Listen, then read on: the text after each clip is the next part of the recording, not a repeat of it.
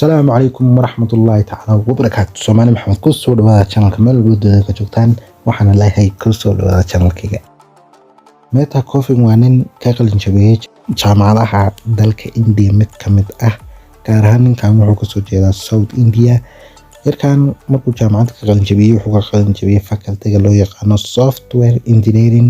كديب وحالا وحو قلتو كرموي باغاموندو سوفاريستا ماشي dadkana ma yaqaanaan meelaha shaah ku cabo suuqa tago shaah ku cabo tabshi adoo ewer kaaba ewer ahayd marka intaad suuqa tagtid meelaha fadhiso sida Soomaali badan haysata oo ku murma muxuu ahaa farmaajo Xasan Cali Khayre ku murma maanta iyo xashan sheekh inta ku murma maanta oo dhan inta meelaha fadhisataan saas oo kale anaga ku dhaco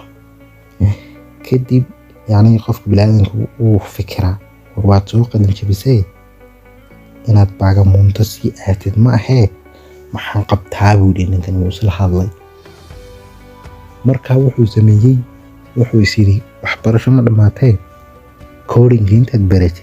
ولا معانو واحد كقل الجبسين أو خصياي بل ولا لو حالكاس إنها تشغلكيش بل اسكو ديبو سيري أوكي وايه wuxuu bartay yani sidii coding loo sameeyo iyo sidii website loo sameeyo waxyaalahaas uu bartay kadib wuxuu sameeyay 54 website 54 website 51 website ba failure ka noqday yani guul daraystay saddexdii website kale maalinkii ka sameyn jiray min $10 ka sameyn jiray adigu soo sidii u sameynayo $10 ka qanacsan ومعنى المعلومة كاملة وحو أركي بيتكوين يعني بيتكوين بو إذا ميلا دح وريقي سوار كدي بيتكوين كي بو باري انفورميشن كي بو باري وحيدي أردن بو باري يعني انفورميشن كي بود أردن بو دوش كقفتي يعني هو قنعي وي ديري كديسي هو قنعي إنه يعني وحن وقالو وإنفاسمنت كسامي كدي $5,000 بو مال قشتي كدي marka uu maalka $5,000 waa 8 sano koorata 8 sano koor maanta 8 sano koor balse laakiin maanta wuxuu sameeyay in artist oo dalka Mareykanka u dhashay sawir virtual oo sawirro badan isku jira buu sameeyay ninka Mareykanka oo suuqa soo dhigay yani in laga iibsado waa sawir waqti badan galiyay oo nin artist ahaa marka ninkan wuxuu arkay sawirkii oo la iibinayo suuqa yaala kadib sawirkaas wuxuu ku fadhiyay qiimo yani 70 milyan ilaa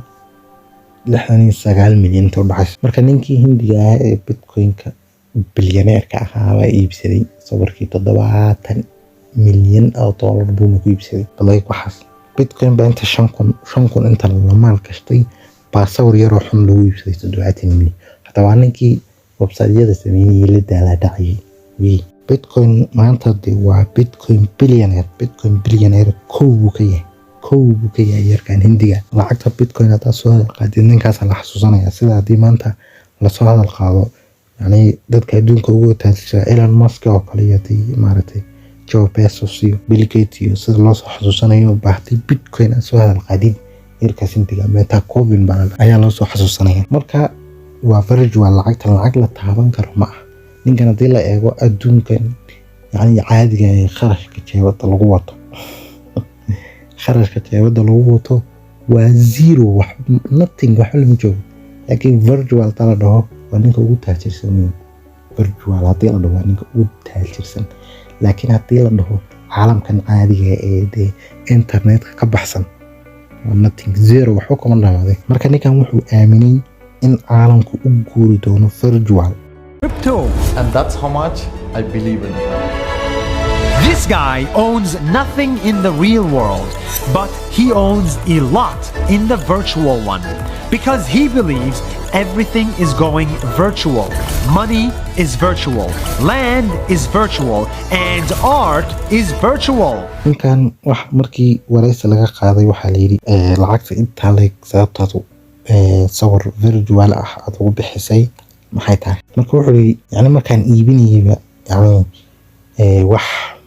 ma iibsataa iyo maadaysaa camal yacni wax shaki ah iguma jirin. u iibsaday sawirkaas ama aan lacagta intaa le ugu bixiyo waxay tahay maadaama oo dad badan caalamka wax sameeya ay jiraan, dad sawiro sameeya, dad videoyaal sameeya, dad yacni Metacoin wuxuu aad iyo aad u aaminay Bitcoin, blockchain, Ethereum, crypto, intaasoo dhanba ninkan uu aaminay. jaaketkaas uu hadda qabo wuxuu ku iibsaday $660 buu ku iibsaday jaaketkaas xun oo uu qabo. waxaa ku sawiran blockchain baa ku sawiran, Ethereum baa ku sawiran, Bitcoin baa ku sawiran, crypto baa ku sawiran. yacni lacagahan oo dhan waa lacago waxa ugu qaalisan. blockchain waxa weeye waa lacagahan, waa lacagahan waxa ay ku shaqeeyaan oo dhan blockchain baa la dhahaa. balse laakiin lacagta ugu qaalisan lacaga badan oo noocan ah jira, Bitcoin oo kale jira. lacagta ugu qaalisan waa Bitcoin, waxaana ku xigta Ethereum. saaxiibayaal, ninkan Metacoin wuxuu waqtigiisa ugu badnaa ku bixiyay lacagahaas virtualka ah sida cryptocurrency iyo crypto iyo Ethereum. marka saaxiibayaal, ninkan noloshiisa oo dhan wuxuu u gooyay in macnaheedu lacagahaas virtualka uu ka shaqeysto. marka aad iyo aad buu uga shaqeystay, uu ka faa'iiday. waa nin bilyaneer amaanta bilyaneerada caalamku ka mid yahay. marka saaxiibayaal, muuqaalkeena maanta intaas ku egyahay. aad iyo aad baan idin salaamaya.